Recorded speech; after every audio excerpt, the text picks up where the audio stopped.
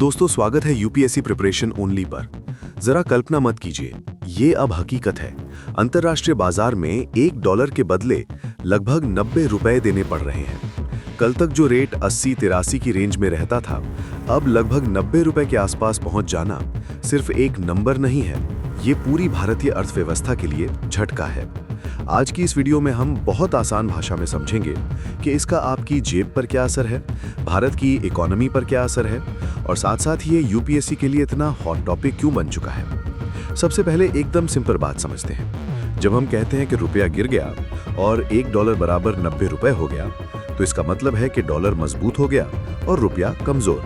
पहले अगर कोई व्यापारी $1 का माल 80-82 रुपए में खरीद रहा था, अब वही माल उसे 90 रुपए में पड़ेगा, यानी उसी चीज के लिए अब ज्यादा रुपए देने पड़ेंगे।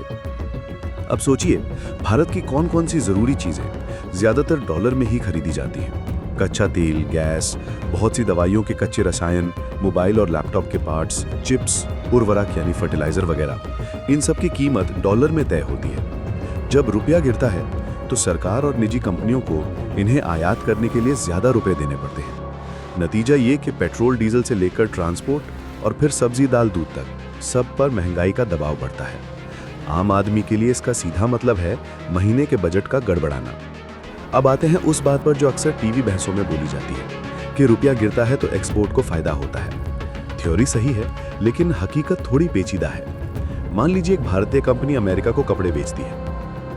पहले वो एक शर्ट के लिए $10 लेती थी और उसे भारत में 820 रुपए मिलते थे, अगर रेट $1 बराबर 82 रुपए मान लें। अब वही $10 उसे 900 रुपए से ज्यादा दिला रहे हैं। कागज पर तो कंपनी को फायदा दिख रहा है, लेकिन यहाँ दो ट्विस्ट हैं। पहला ट्विस्ट ये है कि ज्यादातर भारतीय एक्सपोर्टर्स कच्चा माल या मशीनरी बाहर से भी मंगाते हैं। धागा, chemical, machine, spare part, packing material, सब पर डॉलर वाला असर पड़ता है, यानी उनके खर्चे भी बढ़ जाते हैं। दूसरा और सबसे बड़ा ट्विस्ट है अमेरिका का 50% तक का टैरिफ वॉर। अगस्त 2025 से ट्रंप प्रशासन ने भारतीय सामान पर सामान्य ड्यूटी के ऊपर अतिरिक्त 25% प्लस 25%, यानी कुल मिलाकर 50% तक टैरिफ लगा दिया है। अब सोचिए, अगर भारतीय शर्ट डॉलर में थोड़ी सस्ती भी पड़ रही है, तो भी अमेरिकी ग्राहक को उस पर 50% तक एक्स्ट्रा टैक्स देना पड़ेगा। ऐसे में सिर्फ रुपया कमजोर कर लेने से एक्सपोर्ट अपने आप बूम नहीं कर जाता, खासकर अमेरिका जैसे बड़े बाजार में। अब बात करते हैं विदेश से कर्ज और निवेश की। भारत सरकार, भारतीय कंपनियां और कई बैंक विदेश से डॉलर में कर्ज लेते हैं। जब रुपया गिरता है तो उसी डॉलर कर्ज की वापसी भारत के लिए महंगी हो जाती है। मान लीजिए किसी कंपनी ने $1 अरब का लोन लिया। जब रेट $1 बराबर 80 रुपए था, तो उसकी देनदारी 80 अरब के आसपास थी। अब वही कर्ज लगभग 90 अरब के आसपास हो चुका है। बिना एक भी नया डॉलर कर्ज लिए सिर्फ रुपए की गिरावट से कंपनी पर बोझ बढ़ गया। ये चीज भारत के बाहरी कर्ज पर भी दबाव डालती है। दूसरी तरफ विदेशी निवेशक भी इस पूरे माहौल को घूर घूर कर देख रहे हैं। अगर उन्हें लगता है कि रुपया और गिरेगा, तो वे भारतीय शेयर या बॉन्ड भेजकर पैसा निकाल सकते हैं। इससे शेयर बाजार में गिरावट, बॉन्ड की यील्ड में उथल पुथल और सरकारी कर्ज की लागत तक बढ़ जाती है। आरबीआई को भी तब एक बैलेंसर की तरह मैदान में आना पड़ता है। कभी अपने डॉलर रिजर्व बेचकर बाजार में डॉलर सप्लाई बढ़ाना, कभी ब्याज दरों को लेकर सिग्नल देना ताकि मैसेज जाए कि स्थिति कंट्रोल में है। अब आते हैं एक ऐसे एंगल पर जो आम लोगों के लिए थोड़ा मीठा कड़वा दोनों है। विदेश जाने वाले और एनआरआई के लिए असर। जो लोग पढ़ाई, टूरिज्म या इलाज के लिए अमेरिका, यूरोप, ऑस्ट्रेलिया वगैरह जाते हैं, उनके लिए सब कुछ महंगा। वही कॉलेज फीस, वही हॉस्टल, वही खाना, लेकिन अब भारतीय परिवार को हर $1 के लिए 90 रुपए के आसपास देने पड़ रहे हैं। मिडिल क्लास परिवार के लिए विदेश पढ़ाई का सपना और महंगा हो जाता है। लेकिन जो एनआरआई अमेरिका या यूरोप से भारत पैसा भेजते हैं, उनके परिवार को फायदा जैसा लगता है।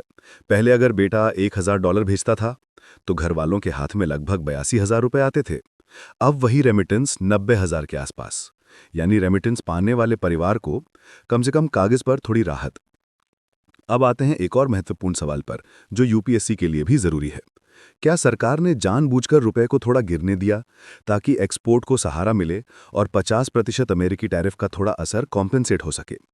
सीधी बात यह है कि किसी भी जिम्मेदार सरकार के लिए बहुत तेज गिरावट हमेशा खतरे की घंटी होती है। थोड़ी बहुत गिरावट अगर धीरे धीरे और नियंत्रित हो, तो एक्सपोर्ट कंपटीशन बढ़ाने की रणनीति का हिस्सा हो सकती है। लेकिन जब ज्यादा तेज मूवमेंट हो तो वो मार्केट के डर और अविश्वास का संकेत भी बन सकता है। अभी जो हालात है उनमें अमेरिकी टैरिफ, तेल की कीमतें, ग्लोबल अनिश्चितता और घरेलू पॉलिसी सब मिलकर रुपए पर दबाव बना रहे हैं।